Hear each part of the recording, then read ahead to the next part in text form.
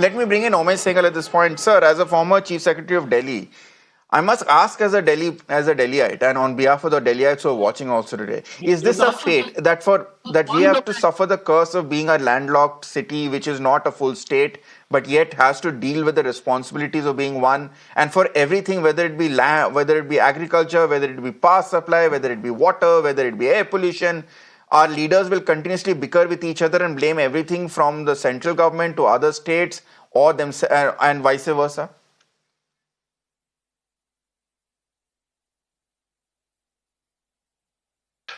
I cannot comment on the political aspects of the case, but in this particular case, I may mention that in 1996, if I remember the date, or something around that date, there was a Supreme Court order which laid down that so many MGDs of water must be supplied to Delhi under any circumstances, because drinking water must take precedence over irrigation requirements in Haryana. So that is an order which exists even now. Now, what has happened in the last 1 or 2 days, from what I read in the newspaper, that there was a certain power failure, 2 or 3 hours in both the points where there is said to be water. The levels may have dropped because of that power failure. I mean, I'm not in a position to comment on that. But it is not the levels which the Haryana government is supposed to maintain. That level is supposed to be maintained by the Delhi Jal Board. The Haryana government has to release a certain amount of water every day. For Delhi, I think it is 478 MGD or something around that. I'm not 100% sure, but there is a figure. And the Supreme Court has said that I will take a serious view if there is any shortfall in that. So the officers of the government which control the supply to Delhi and Haryana must be very much aware of the Supreme Court order, and I doubt very much if any engineer or officer serving in the government will deliberately defy any of those orders. But if they have defied, I think Delhi government would be quite justified in moving the Supreme Court and asking them to take action. But the Delhi government should be very sure that the fault is at the other end and not at their end. If there is a power failure for a couple of hours and power is not restored in a reasonable time, then who is responsible? And you can't put the responsibility on the Haryana government on that. So I think it should be washed for a couple of days. And if this continues, if they do not get that amount of water, just saying that level has dropped is a Delhi government responsibility. Level is not a Haryana government responsibility. Releasing a certain amount of water is Haryana government or Haryana officers' responsibility. I think that's very important, and that is where the figures will count, will mention. And if I doubt very much if the Haryana officers will allow and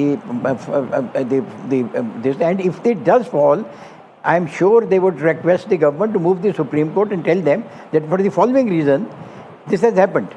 Now, there is another thing that if you blame Haryana, you can easily ask Punjab to give you an extra amount of water, because the whole thing is between these 3 states. There is a dispute between Haryana and Punjab also. So Punjab government could temporarily give water to Delhi.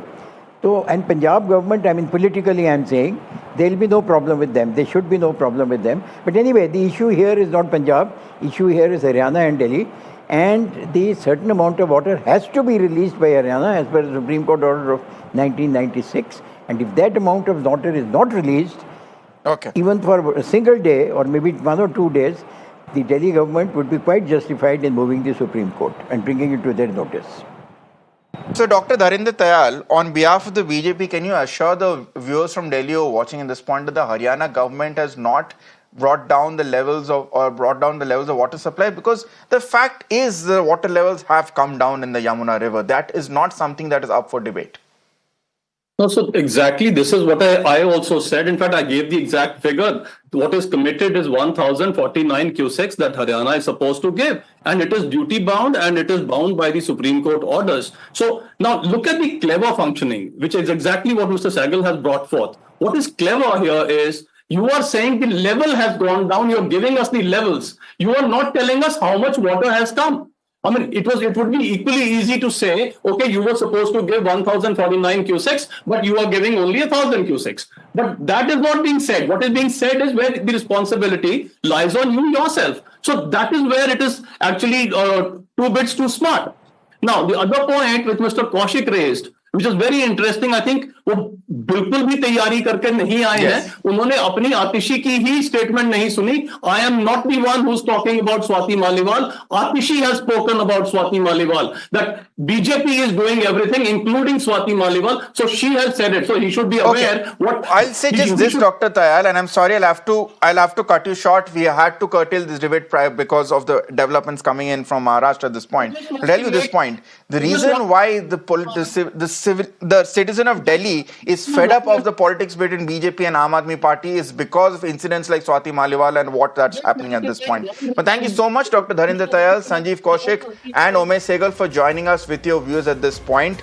Delhi votes in 3 days. We encourage everyone to go out and cast the vote despite the problems they'll be facing both in the sun and at their homes as well. But for now, it's a short break. Thank you so much for watching the Urban Debate.